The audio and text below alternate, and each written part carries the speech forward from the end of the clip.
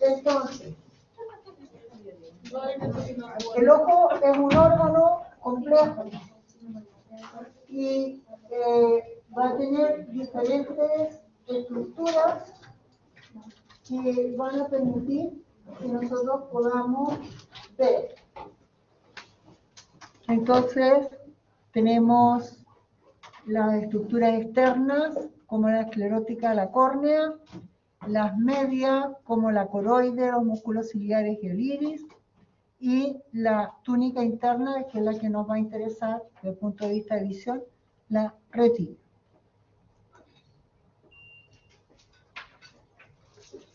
Cuando nosotros estudiamos la retina, vemos que está constituida por células sensitivas llamadas conos y bastones. La retina está constituida de 10 capas y ellas están relacionadas con neuronas bipolares, ganglionares, horizontales y amacrinas. Ya vamos a ver qué es lo que hacen esas células. ¿Ya? Entonces, aquí tenemos las células sensitivas, conos y bastones. Aquí están las células horizontales, las células bipolares y las células amacrinas, que van a contactar con las células ganglionares.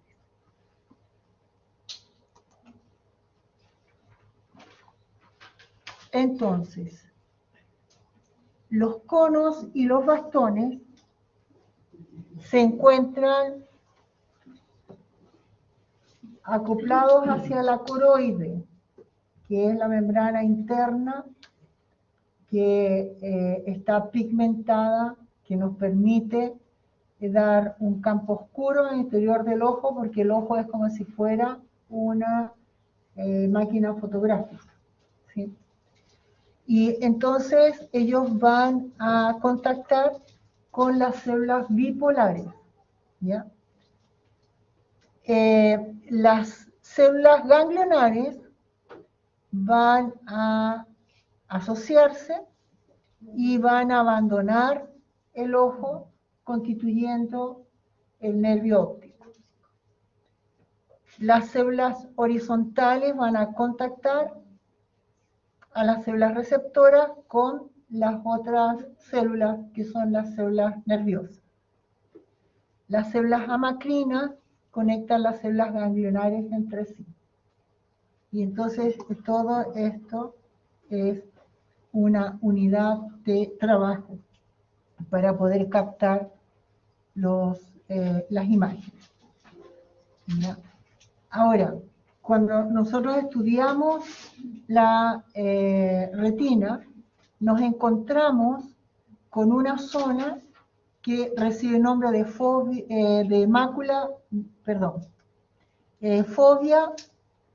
o mácula densa. Esta zona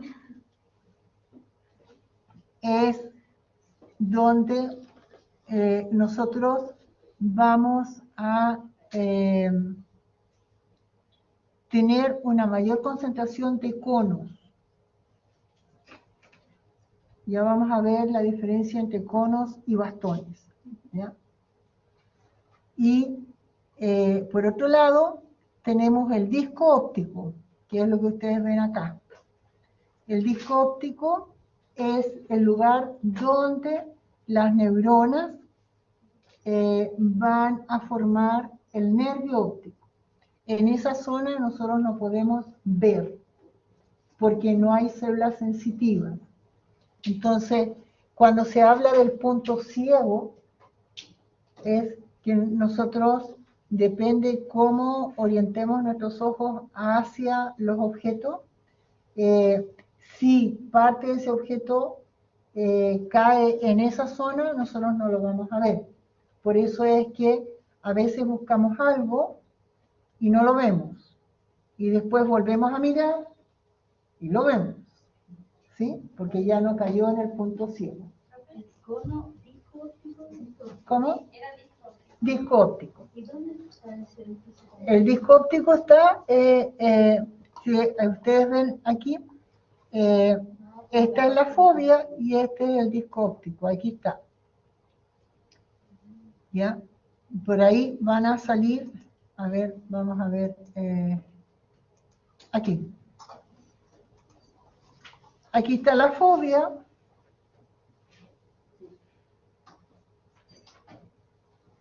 Y aquí está el disco óptico. ¿Sí? Aquí, donde nace el nervio óptico.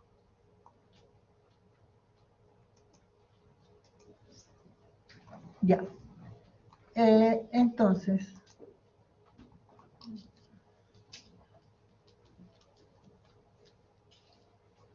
ya. Vamos a ver que en la fobia va a estar constituida de conos. Y cada uno de estos conos va a hacer sinapsis con una sola célula bipolar. Y esta a su vez con una sola célula ganglionar. Entonces, esto va directamente al encéfalo y vamos a permitir de que nosotros podamos tener una agudeza visual. Entonces, aquí nosotros tenemos el cono asociado con la célula bipolar y la bipolar con la ganglionar, que lleva la información a la zona encefálica. La celeste es la bipolar y la ganglionar es la amarilla. Sí. Que estuviera como un ganglio. La café es el cono, la azul es la bipolar y la amarilla es la ganglionar. Entonces aquí tenemos nuevamente el ojo, donde vemos que todas las estructuras del ojo van a permitir que los rayos converjan en la zona sensitiva de la retina. ¿Ya? Y cuando los rayos convergen en el disco óptico, ahí no tenemos problema, no podemos ver. Aquí vemos cómo se organizan las células para contactar con las ondas lumínicas. Habíamos hablado que existen dos fotorreceptores, los conos y los bastones.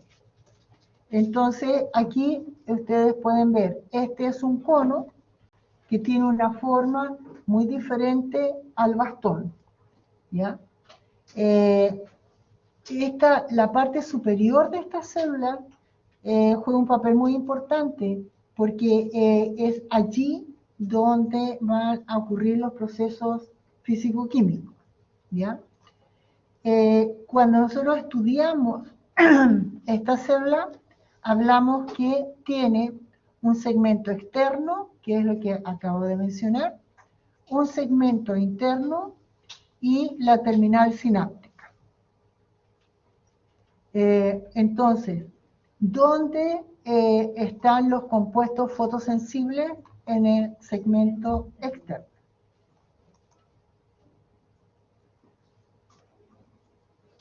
Entonces, vamos a ver también, aquí hay una renovación de estas células, ¿no? Principalmente de la zona del segmento externo, para que nosotros podamos tener una visión adecuada. Entonces, a medida que pasa el tiempo, también nosotros vamos perdiendo la posibilidad de poder captar adecuadamente los rayos luminosos. ¿Cómo se distribuyen los conos y bastones en la retina? Entonces, aquí nosotros vemos, los conos son azules y los bastones son rojos. ¿ya? Entonces, aquí vemos la retina nasal, o sea, la retina que está junto a la nariz. Vamos a encontrar una proporción alta, ¿no?, de bastones. Después de el disco óptico, en la retina temporal, vemos que hay una distribución de bastones que se pierde y después vuelve a activarse. ¿Por qué? Porque la zona donde se pierde esa concentración de bastones, esa es la fóvea, donde no hay bastones, solamente hay conos, ¿ya? Y vemos que los conos no están tan distribuidos en la retina. Hay poca cantidad de conos en la zona nasal y en la zona temporal. Solamente tenemos una proporción alta en la fóvea, ¿ya? Por lo tanto, si hay problemas en la fóvea o en la mácula, que ustedes habrán escuchado, los oftalmólogos hablan de mácula, tenemos problemas de visión severos, ¿ya? Entonces, ¿cuáles son las propiedades de conos y bastones? Los bastones tienen un umbral bajo con respecto a la sensibilidad de la luz. Ellos son sensibles a las intensidades bajas de luz. Nosotros podemos tener la visión nocturna gracias a los bastones, ¿ya? Los conos tienen un umbral alto. ¿Qué significa eso? Se necesita mucha luz para que nosotros podamos ver con los conos, ¿ya? Entonces ellos son sensibles a la alta intensidad de la luz y son responsables de la visión diurna. Los bastones con respecto a la agudeza tienen una baja agudeza y no están presentes en la fóvea, como vimos. Los conos tienen una gran agudeza y están presentes en la fóvea.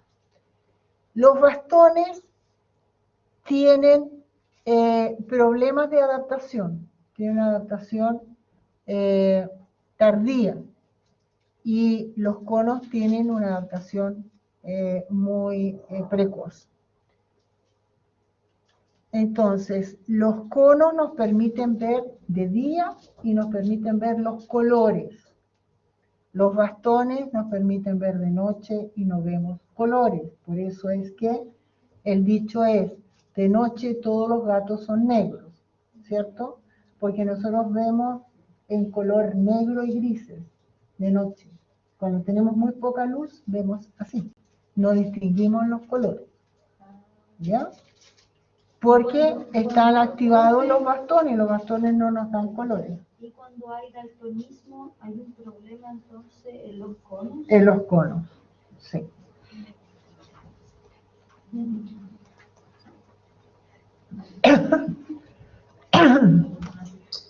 Ya. Entonces, ¿cómo se forma la imagen en el ojo?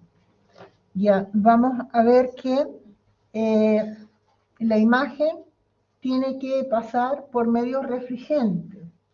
Cuando hablamos de medios refringentes, estamos hablando de aquellos medios que permiten el paso de la luz, ¿ya? Entonces ellos van a chocar en forma perpendicular sobre la córnea. Y la córnea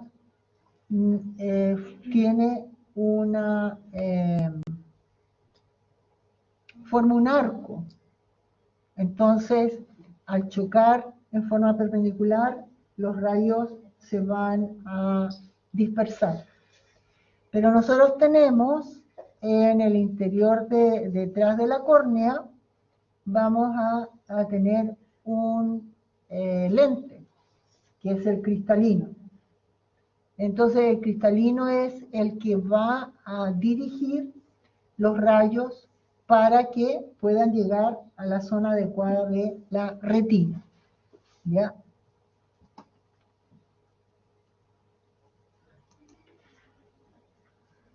Entonces, aquí vemos cómo se forma la imagen. El cristalino es un lente bicóncavo, por lo tanto, va a generar una imagen más pequeña e invertida.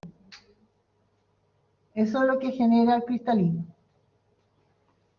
Y ella es la que es modificada en la zona visual del encéfalo. ¿Ya? Entonces después el cerebro lo que hace es dar vuelta a la imagen y aumentar su tamaño. El poder de refracción que tienen los lentes se miden en dioptrías. Por eso es que cuando nosotros vamos al oftalmólogo y nos receta lentes, nos dice cuántas dioptrías tenemos, etcétera, etcétera.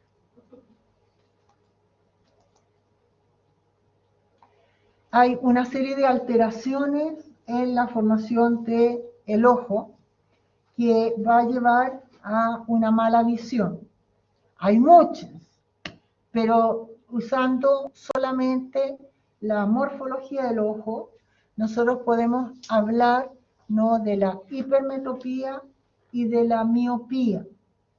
Cuando nosotros hablamos de la hipermetropía, nosotros estamos hablando de que las personas que tienen esta afección pueden ver bien de lejos, pero no ven bien de cerca, ¿ya? Y entonces vemos que el globo ocular de la hipermetropía es muy pequeño, ¿ya? Entonces la imagen se va a formar detrás de la retina. En la miopía, el globo ocular es alargado, por lo tanto el diámetro anteroposterior es mucho mayor que en un ojo normal y la imagen se forma antes de la retina. Entonces se necesitan lentes para poder corregir estas condiciones, ¿ya? Y entonces, de acuerdo a la condición que tengamos, son los lentes que se van a utilizar, ¿ya?, para corregir al lente que nosotros tenemos y la distancia que hay entre la recepción de los rayos y la zona sensitiva. ¿Profe? Dime. ¿Y cómo sería con las personas que por la edad empiezan a perder la vista? ¿Les cambia la forma del ojo o de otra cosa? Ya, hay dos cosas. Alrededor de los 45 años, el cristalino comienza a perder flexibilidad, porque ya vamos a ver, el cristalino lo que tiene que hacer es, si nosotros tenemos una imagen cercana, el cristalino tiene que hacerse más cóncavo. Y si tenemos una imagen lejana, el cristalino se hace menos cóncavo. Como comienza a acumular sales el cristalino y pierde la flexibilidad, la musculatura que lo acompaña también, entonces se genera lo que se denomina presbicia. Eso es una condición normal. Todos terminamos teniendo presbicia, ¿ya? ¿Cómo? Presbicia. Presbicia. Entonces, vemos que las personas más o menos de 50 años, si no usan lente, están leyendo con los objetos súper lejos. Siempre tienen presbicia, ¿ya? Esa es una cosa. Y la otra cosa es que todo el ojo se va a mantener de acuerdo a la capacidad de renovación de las células que lo forman. Y con la edad, estas células se renuevan muy lentamente. Entonces te va perdiendo la agudeza visual. Esas son las dos cosas. Ahora, las personas que son astigmáticas, bueno, todas, las que tienen todo tipo de alteraciones en los ojos, posiblemente cuando son niños y cuando son jóvenes, esa condición no le produce ningún problema.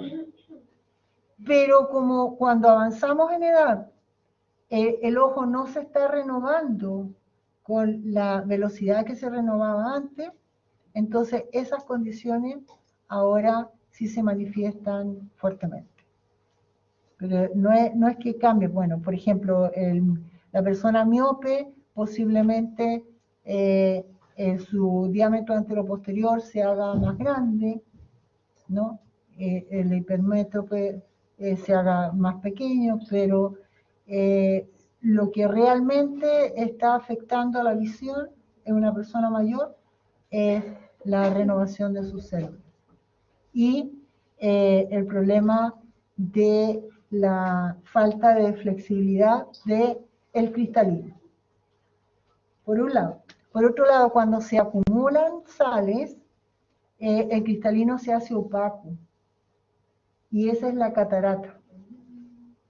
Y en la actualidad, afortunadamente, existen operaciones en que se pone un cristalino artificial. Y entonces se resuelve el problema.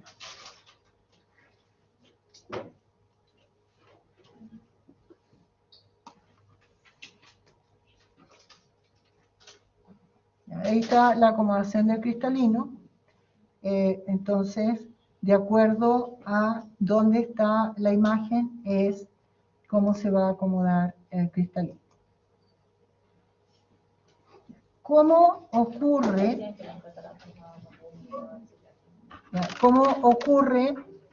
el proceso de funcionamiento de estas células sensitivas?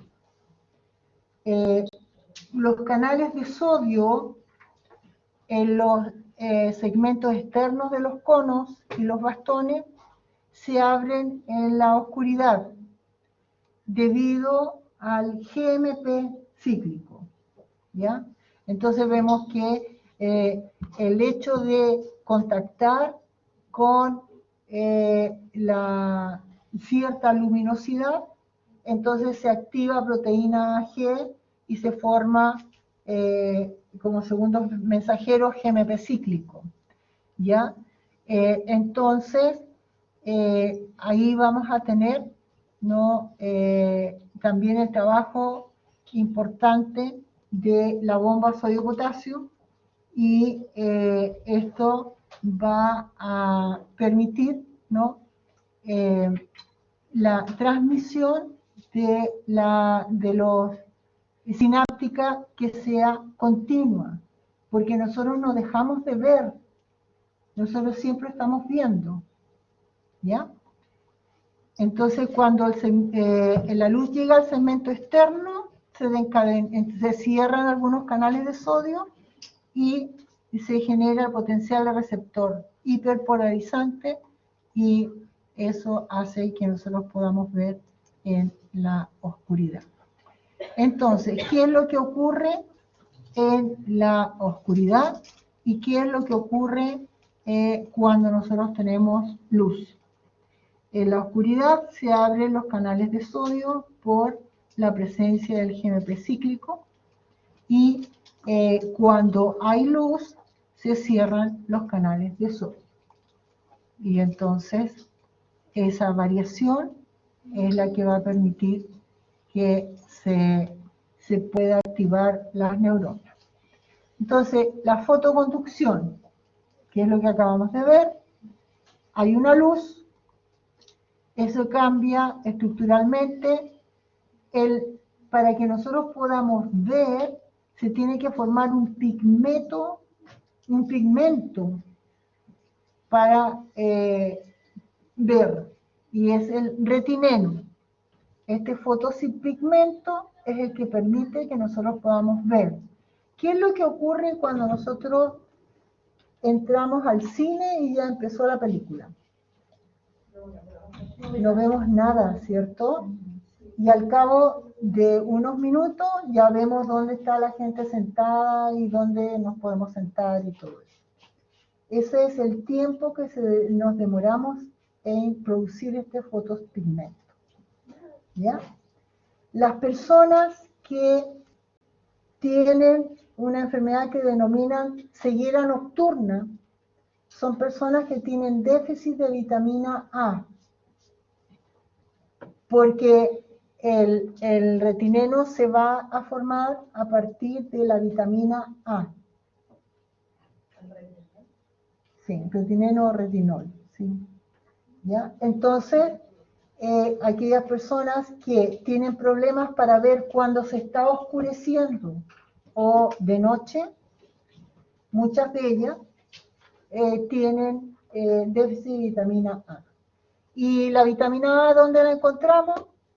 En la zanahoria. Por eso es que siempre están hablando, para mejorar la visión hay que comer zanahoria. No, eso no es correcto, ¿ya? Solamente es que necesitamos aporte de vitamina A para poder formar los pigmentos fotosensibles, ¿ya? Entonces, la luz va a generar un cambio y se va a activar una proteína llamada transducina, y esta va a activar a una enzima, la fosfodiesterasa, y se va a reducir el GMP cíclico. Y entonces se cierran los canales de sodio, se produce la hiperpolarización y hay menor liberación de la transmisión sináptica. Entonces la respuesta de las células bipolares y otros elementos nerviosos se activan, consecuencia de eso. Y eso es lo que ocurre en la fotoconducción.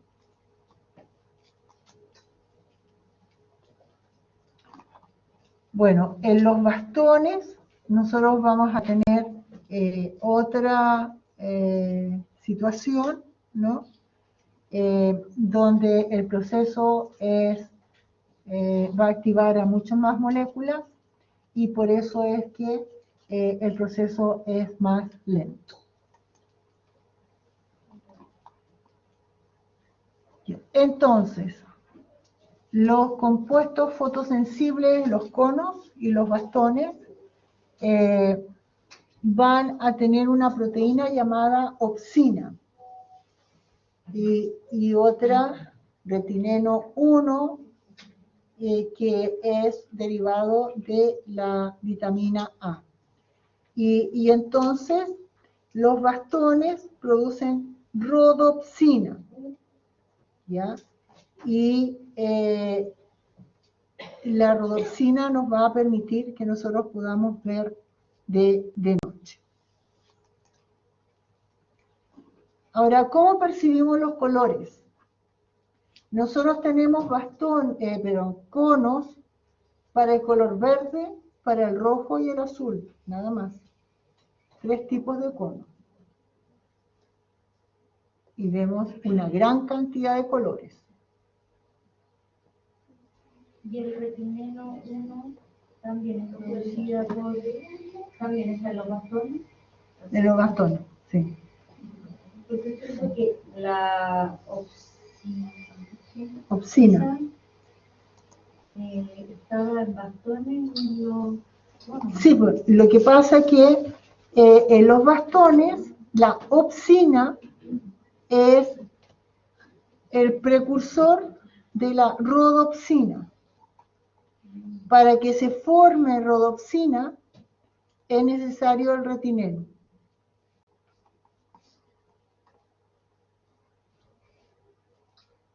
Y entonces, aquí ustedes pueden ver, hay conos azules, verdes y rojos, ¿ya? Entonces, ¿cómo es que nosotros podemos ver tanta variedad de colores?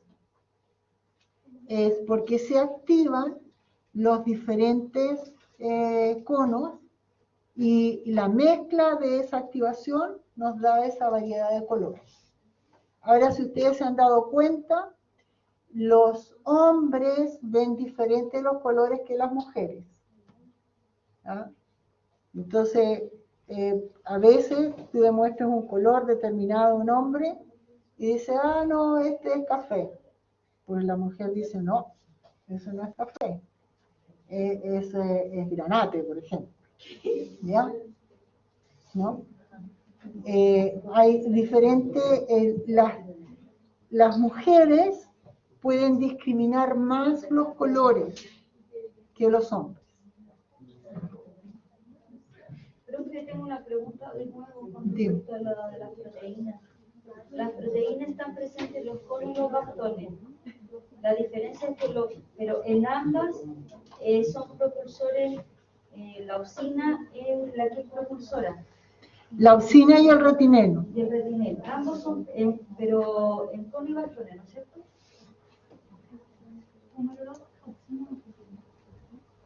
Entonces, la mezcla de todo esto nos da la variedad. ¿Qué es lo que ocurre en la discromatopsia?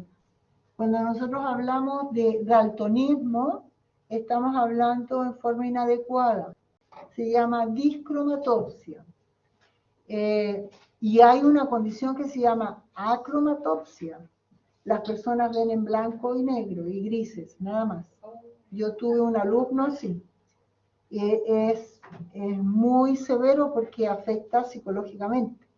No es lo mismo ver el mundo en colores que verlo blanco y negro. ¿Sí? Resulta que la formación de los pigmentos que permiten ver los diferentes colores está dada por proteínas, y esas proteínas tienen que ser sintetizadas en base al gen que corresponde. Bueno, las personas que tienen discromatopsia tienen mutado el gen para determinadas proteínas. Y entonces por eso vemos que hay personas que no pueden distinguir el rojo del verde, pero también hay otros que no distinguen el azul de, no sé, de otros colores, etcétera. Diferentes colores a veces no pueden distinguir. Y eso se hereda en el cromosoma X y es recesivo. Por eso es que predominan los hombres discromatópsicos con respecto a las mujeres, porque es una herencia ligada al sexo. Por lo tanto, si está presente el gen, no tiene nada que le enmascare en el hombre. En cambio, la mujer necesita los dos cromosomas para que pueda manifestarse la afección. Bueno, nosotros tenemos centros que van a permitir activar o desactivar a las células sensitivas. Y hablamos de centros on-off, ¿ya? Y entonces nosotros vamos a poder ver con detalle una imagen dependiendo de cómo trabaja este centro, ¿ya? Entonces, cuando nosotros hablamos de centro on-off, vamos a hablar de un centro que tiene una zona que es excitable y otra zona que va a inhibir, ¿ya? Como lo habíamos visto anteriormente en el sistema somatosensorial, ¿ya? Y entonces la activación e inhibición va a permitir que nosotros veamos las imágenes con buena discriminación o no. Entonces, aquí tenemos los campos receptores visuales, donde tenemos neurotransmisor inhibitorio y en las células bipolares se está inactivando el centro del campo visual. Y entonces hablamos del centro ON. Cuando las neuronas excitatorias activan el centro, entonces hablamos en OFF. Y de esa forma trabaja para que nosotros podamos discriminar. Ahora, las vías visuales, ustedes pienso que también eso lo estudiaron en morfología.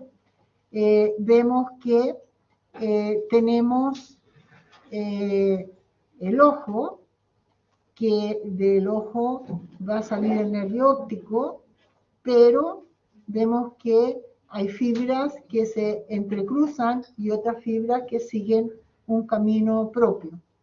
Entonces, ellas van a llegar al tálamo y de ahí van a distribuirse en la corteza occipital.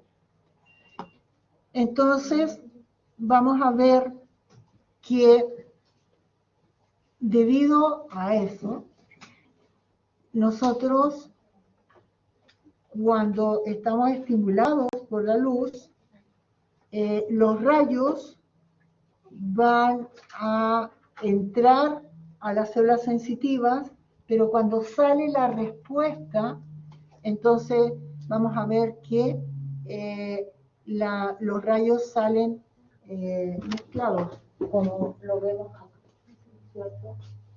Están cruzados en ambos lados.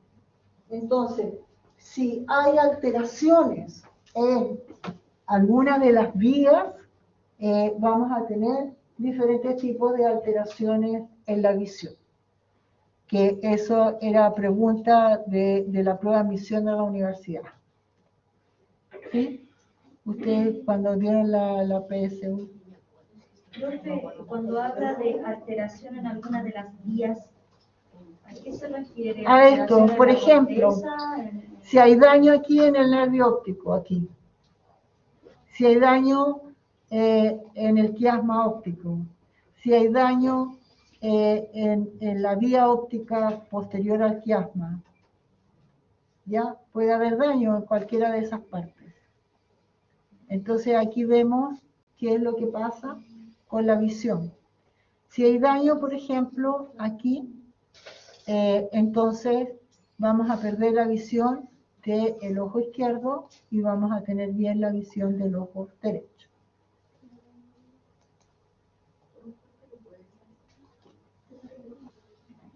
Ya, estas son las vías visuales donde juega un papel muy importante el núcleo geniculado y entonces las proyecciones de las células ganglionares desde cada mitad de retina derecha de cada ojo hasta el cuerpo geniculado lateral derecho y del núcleo hasta la corteza visual primaria derecha.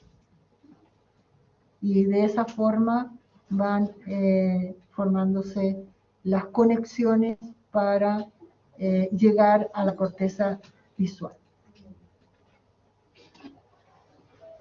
Entonces, ¿cómo es que se produce la transformación de la información visual de la retina? ¿Qué es lo que tiene que ocurrir? Primero que nada tiene que estar el estímulo. ¿Cuál es el estímulo? La luz, ¿cierto? Las ondas lumínicas que van a actuar sobre los fotorreceptores. Las células bipolares van a trabajar para contactar con las células ganglionares y entonces de allí es que se va a transmitir el impulso. ¿Qué son las células amacrinas? Son las células que acompañan a las células ganglionares. Todas ellas facilitan el funcionamiento de conexión entre las células bipolares y los fotorreceptores. Importante, Cuando nosotros hablamos de la corteza visual, vamos a encontrar que hay muchas áreas en la corteza visual y en las diferentes áreas vamos a encontrar que se van a generar diferentes tipos de respuestas. Y entonces, aquí vemos, por ejemplo, la zona B1 es la corteza visual primaria, que va a recibir la información del núcleo geniculado lateral y empieza la transformación desde el punto de vista de la orientación y los márgenes, por ejemplo, de las imágenes. En cambio, cuando vamos a la B3A, este va a detectar los movimientos. Si vamos a la B8, ahí tenemos la visión de colores. Pero aquí tenemos otra cosa. Cuidado con eso. Nosotros podemos tener bien todos los conos, pero si tenemos dañada esa parte de la corteza visual, no vamos a ver el color. ¿Ya?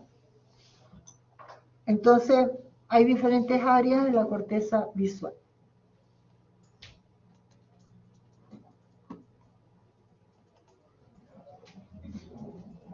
Bueno, hay otras vías para poder hacer funcionar el ojo para que nosotros podamos utilizar mejor este órgano en la visión. Y entonces vamos a ver que las células ganglionares van a contactar con el núcleo geniculado lateral y estas van a ir al mesencéfalo y el colículo superior. Y entonces eso nos va a permitir los reflejos pupilares. Porque el reflejo pupilar es muy importante. ¿Por qué?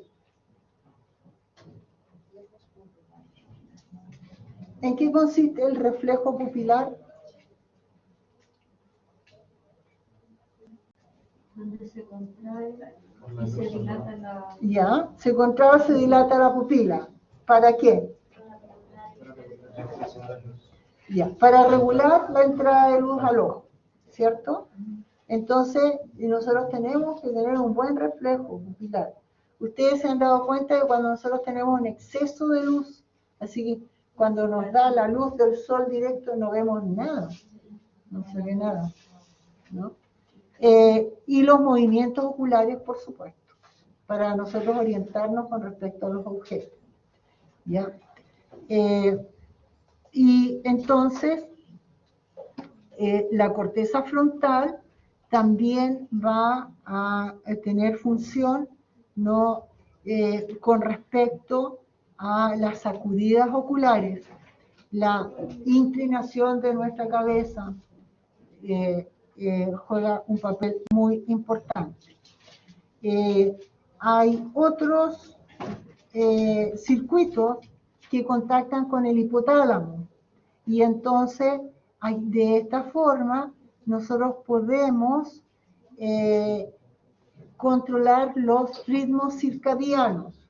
Cuando nosotros hablamos de ritmos circadianos, estamos hablando de los ritmos que tiene nuestro organismo para subsistir durante 24 horas.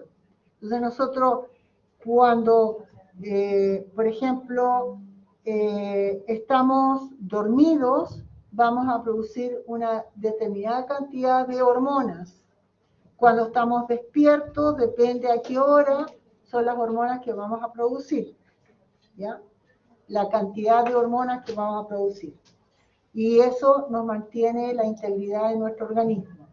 Entonces, el hipotálamo, que está íntimamente relacionado con el sistema límbico y con, principalmente con la amígdala, entonces nos va a permitir que nosotros podamos mantener nuestros ritmos biológicos, ¿ya? La necesidad de dormir o no dormir, ¿ya? Entonces, el ciclo de luz-oscuridad, cuando nosotros, ahora por ejemplo que cambiaron el horario, ¿les cuesta más levantarse o no?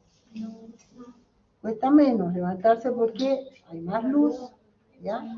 Pero en la noche les da sueño antes, ¿sí? Porque oscurece antes. ¿Sí? Entonces es muy importante eso. Y la producción de determinadas hormonas está regulada por esto también. Por eso es que cuando dicen las personas que duermen poco engordan. Y entonces uno piensa, ¿por qué? No es que estén comiendo todo el rato que están despiertos. Se produce mayor cantidad de cortisol. Y el cortisol cambia todo el metabolismo. Y eso hace que se haga más lento. ¿Ya? Y la persona engorda. ¿Ya? Entonces, las personas que tienen turnos, ustedes van a tener turnos. Todos estos ritmos circadianos se alteran completamente. ¿Ya? Entonces, las personas que tienen turnos envejecen antes. Su organismo se hace más proclive, consecuencia de que están alterando toda la fisiología. Ya. Eso es con respecto a la visión. Ahora, en relación a la audición y el equilibrio, nosotros tenemos que ir al oído interno, que también supongo que ya conocen. Entonces, el oído lo dividimos en externo, medio e interno. Nosotros nos vamos a concentrar en la cóclea y los canales semicirculares. ¿En cuál? ¿En el oído medio? El oído interno. ¿Ya? Entonces, bueno, aquí tenemos los elementos importantes para la audición y el equilibrio. Sáculo, cóclea, conductos semicirculares. Bueno, el oído medio ya sabemos que está en la cadena huesecillo. El oído interno, vamos a ver que hay una estructura que recibe el nombre de laberinto y allí juega un papel muy importante la perilinfa y la endolinfa, ¿ya? Entonces la perilinfa es cuando nosotros hablamos de linfa, ¿de qué hablamos?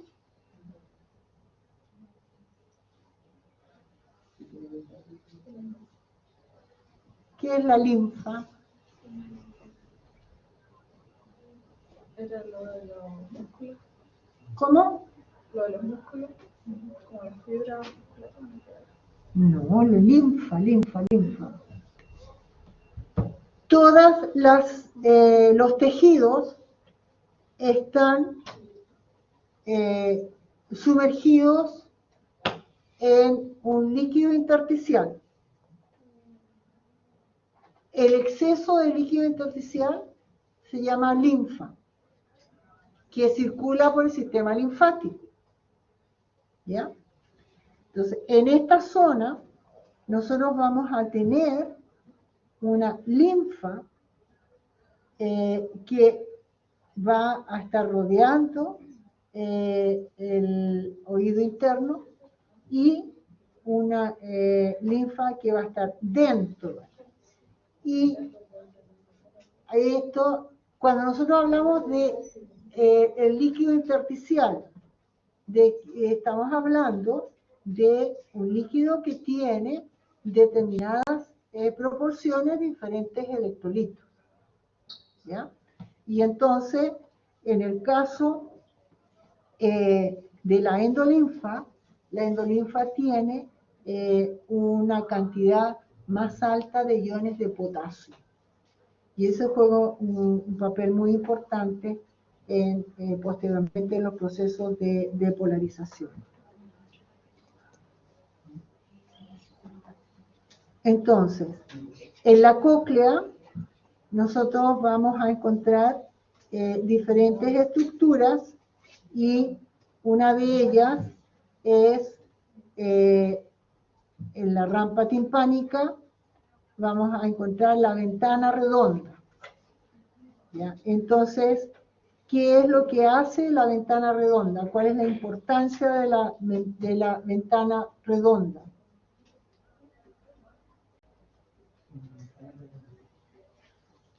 ¿Ah?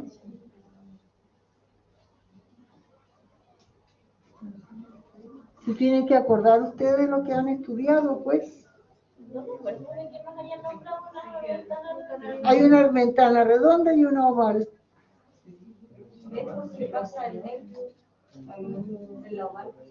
Ya, pero yo estoy preguntando en la redonda. ¿Ya? ¿Qué es lo que pasa con el oído? Tenemos un oído externo. ¿Cuál es la comunicación entre el oído externo y el oído medio?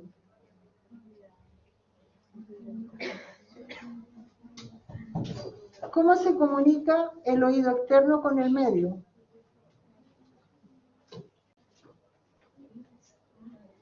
¿A través de qué?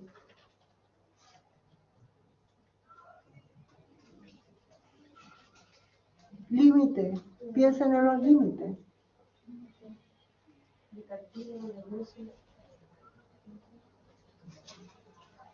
¿Cuál es el nexo entre el oído externo y el oído medio? El tímpano. ¿Sí?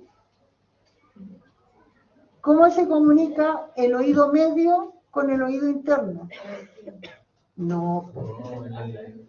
Me metiste el tímpano ahí adentro. ¿Ya?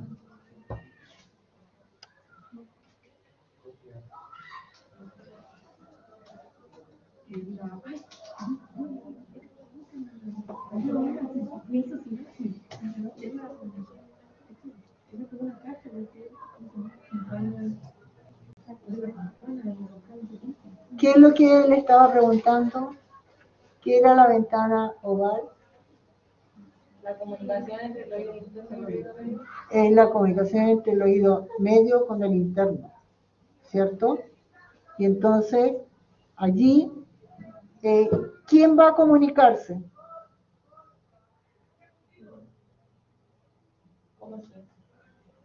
¿Qué elementos del oído medio se va a comunicar con la ventana oval? ¿De qué está formado el oído medio? Membrana timpánica y hueso. ¿Ya? Está formado, ¿cierto?, de la cadena de huesecillos. ¿Ya? Entonces, el estribo es el que va a contactar con la ventana oval. ¿Sí? ¿Y qué es lo que va a transmitir? La onda sonora, ¿cierto? Porque se va a mover y transmite la onda sonora. ¿Ya? ¿Ya? Entonces, vamos a tener varias rampas en la cóclea y esto se va a ir transmitiendo, ¿no?, las ondas sonoras. Hasta que llega a la célula sensitiva, que está constituida por el órgano de Corti. Estas células son células que se denominan estereocilios, no son verdaderos cilios. Y ellas van a contactar con las células nerviosas que van a constituir posteriormente el nervio auditivo. ¿Ya? Bueno, aquí están todos los elementos que forman parte de eso. Y aquí vemos una microfotografía electrónica de una de estas células y todas estas proyecciones son los cilios. Aquí vemos la imagen de esta célula y esos son sus cilios. ¿Ya? Entonces,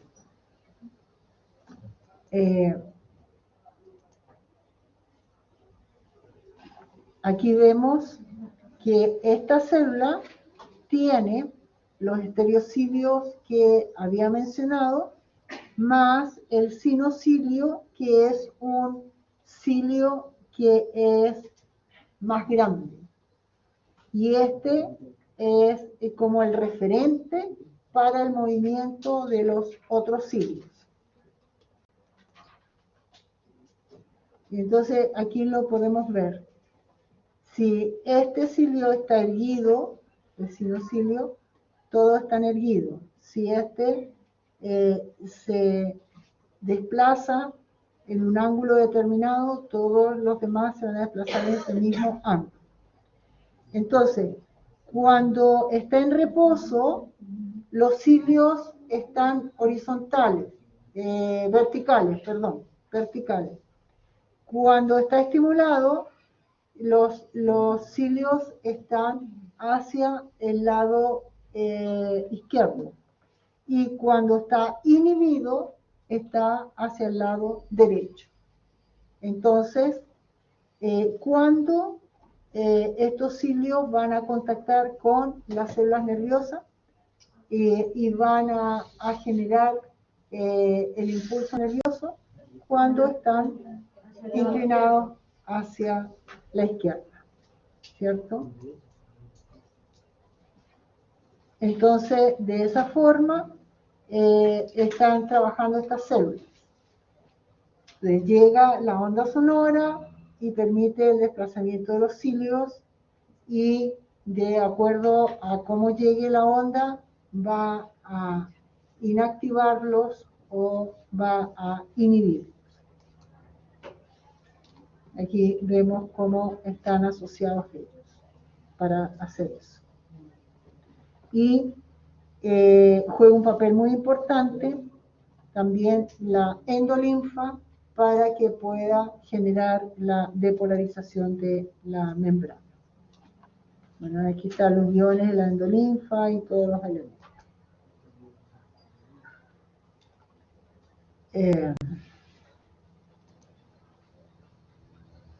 Bueno, aquí están las ondas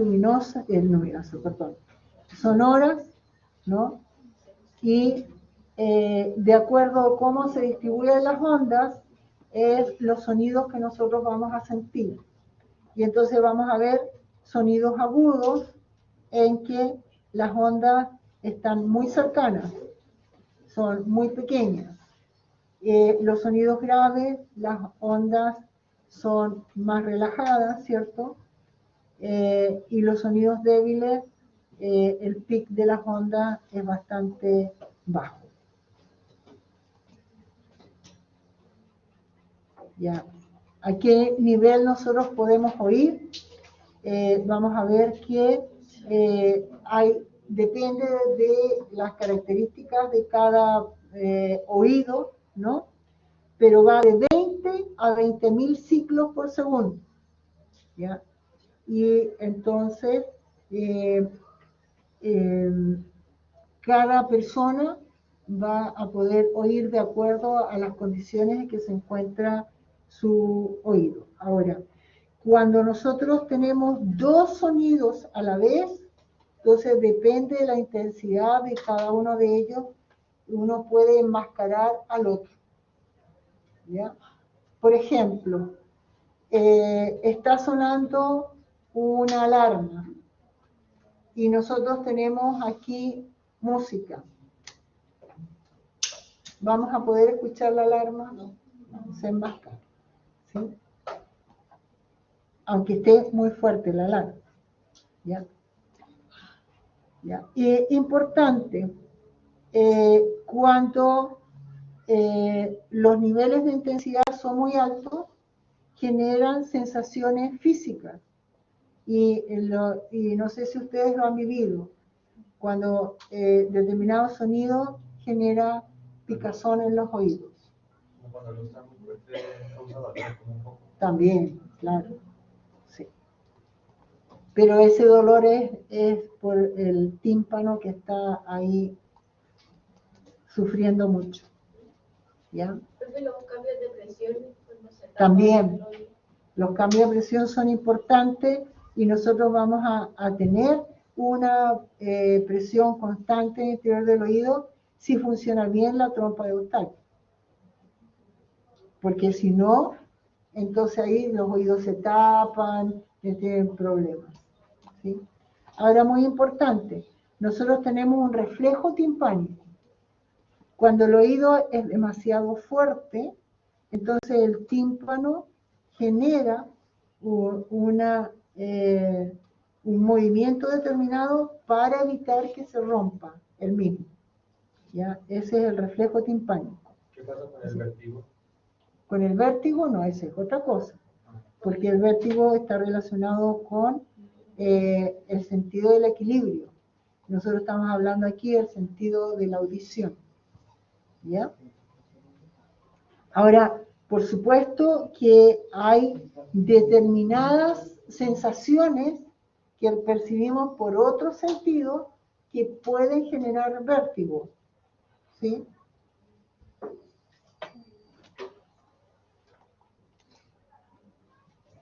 Ya, bueno, aquí tenemos la cóclea, cómo se transmiten los sonidos, el efecto de la membrana basilar y qué es lo que está pasando en cada uno de ellos, y las vías aferentes del oído interno, las vías auditivas, y el resumen de las vías aferentes que encontramos ahí, y no alcanzamos a ver el aparato vestibular, que ahí es donde está lo relacionado con el equilibrio. ¿Ya? Eso posiblemente lo podemos ver al principio de la clase que vamos a tener. Sí, ¿ya?